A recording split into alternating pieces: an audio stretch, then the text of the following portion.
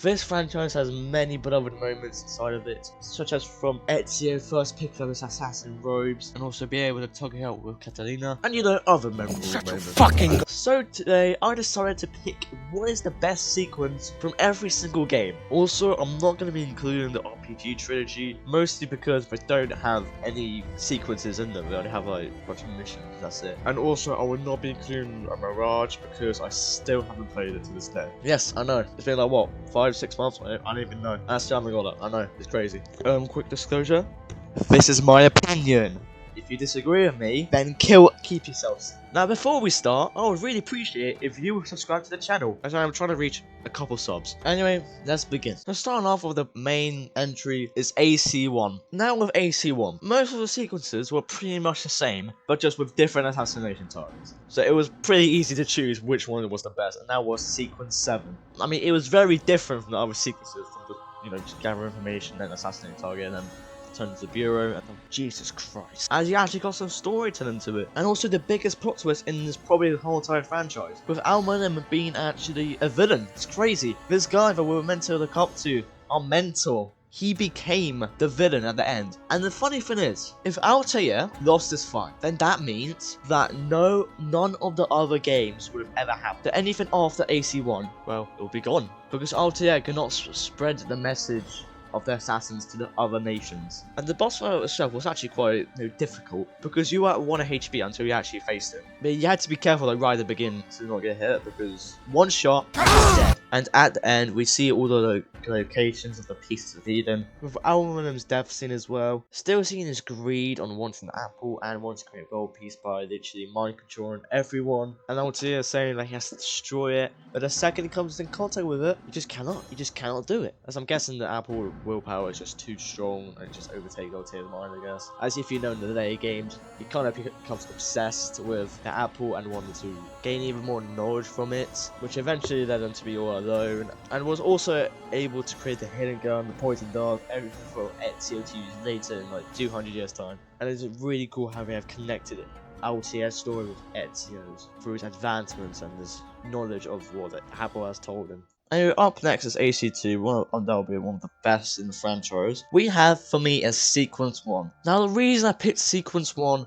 was because we got to see the bondage between Ezio and his family, especially his brother and father, which I do really hope they live a happy life after. Oh shit. And we also get the infamous suit-up scene where Ezio finally gets his robes, and the music playing, blah blah blah, and also the title card. And we also got to see Ezio at a young age, before he even knew about assassins and whatever, being the irrational teenager that he is, chasing the girls, fighting Vieri and such, and oh well, I guess so. And overall, this sequence was pretty decent, and also introduced us to the main guy, Ezio. I just love this sequence overall, the build up towards them getting killed. Like, the only thing I wish is we got to bond with them more, like we got to see more of them. Now this was close with sequence 2, because that's where we actually learn all their assassin skills we learned in AC1, but improved on, such as stealing. Also, we're hiding in plain sight, which we already had, but it was improved on. And we also get the hidden blade, which is undoubtedly one of the coolest weapons of all of fiction. Debate me all you want, I do not care. But overall, I prefer Sequence 1 more than 2. Up next is Assassin's Creed Brotherhood. Now, for me, this was a pretty easy choice, and that was Sequence 9. Now, in Sequence 9, it's very different as well. You are in a whole entire different country fighting a war just to kill one man. So overall, I really love the aspect of it, the environment, everything was going around, the tension, obviously leading up to that ultimate fight with Cesare, which, I mean, it was alright. And then we finally get to kill Cesare, and then Ezio put off a cold-ass quote. No man can murder me! Then I leave you in the hands of fate. To them pushing him off, and eventually Cesare just falls to his doom. Now this was a tough contender with Sequence 9 and Sequence 8, because in Sequence 8, you get to use the apple and feel OP as fuck. Now I mean, you could be killing guards left, right and centre by barely even moving. And I do love how there's a power balance between you using it and also you dying, because the more you use it, the more your health gets taken away. But overall, Sequence 9 is top notch for a finale. And we also get to see Ezio finally place his pieces of Eden in a temple under the Colosseum, and then we get to the plot twist where Desmond kills Lucy, and actually she is a Templar, so that means that Desmond's a smash. Right, anyway, up to the revelations, we have once again Sequence 9. I mean, come on now, could the other sequences even contend with this one? I mean, come on now. We get that speech from Ezio to Sophia about the assassin brotherhood, and also we get the best ending in probably all of fiction. My guy Ezio somehow communicates to Desmond, like, what, 500 years later? I don't even know how that's possible. I mean, it's possible because of the Piece of Eden. And we also had Ezio in the room, and them speaking to each other was so sick. I mean, they were 500 years apart, and they could speak to each other. I loved it so much. I really wanted to know what Ezio told Desmond, but I guess we'll never know. I mean, it was really sick to see all three of them in the same room, 2 ancestors, and then Desmond. It was absolutely sick. Anyway, next up, we have AC3. Now, for my best sequence for AC3, sequence 11. Now, I picked this sequence out because we get to see how strong my guy Connor is. As, I mean, he takes a whole entire cannon shot. And also, on top of that, he fights Haytham Kenway, one of the most infamous Templars, and he kills him.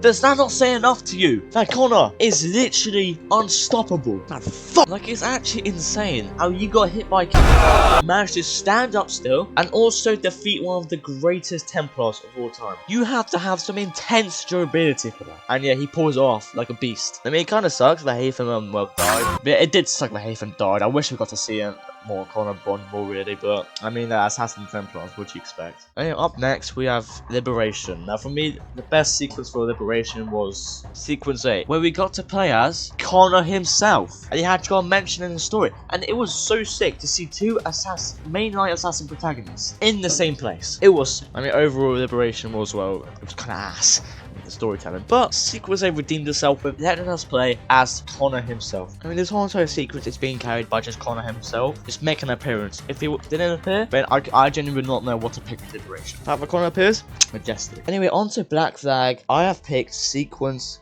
2. Now the main reason I picked this sequence out is because this is the sequence where you get fucking Jackdaw. And you also meet Adewale. And also this is where Edward actually gets his own robes. This sequence is where you actually become Edward Kenway. No Duncan Warpo anymore. We're finally just Edward Kenway, which is really sick to see. And also just escaping the fleet as well was really sick.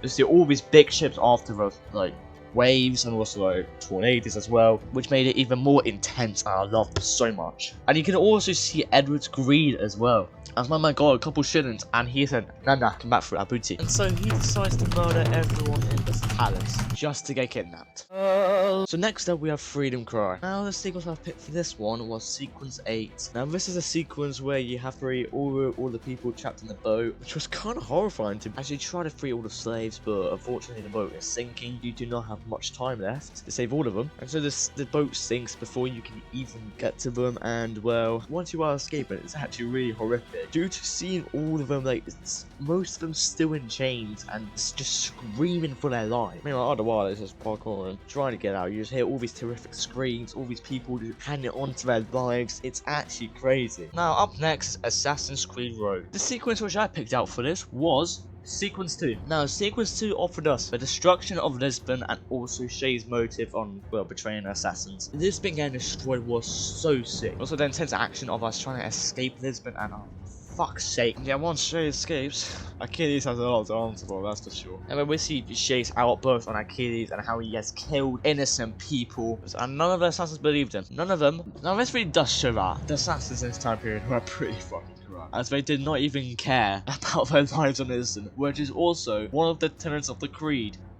To not kill innocent. And also the intense scene where Shay tries to escape the homestead with the precursor artifact. Honestly, it was sick. All the assassins hunting after us, Hope just sending down the men, then there's Liam shooting everything down, trying to stop us, and then eventually we make it to the edge, and well, I don't know how Shay survived. Spinal cord should be broken, he has a bullet hole inside of him, and yet he managed to survive. Nice. Oh, that whole entire sequence was just high action peak. Anyway, next up on the list is Assassin's Creed Unity. I don't know, this game there wasn't really much to pick from. The sequence I picked out for this was sequence 2, and that was because of like the Arno becoming an actual assassin. And obviously we see this whole entire dream sequence with Arno failing to protect his father and also De La Serre. So eventually he kills the killer to find out it is himself. Now that's probably to represent his skill and, you know, the fact that he cannot save both his adopted parents. But I mean who needs adopted parents when you literally have a baby of your life? Oh shit. At the end, Arno becoming an actual assassin.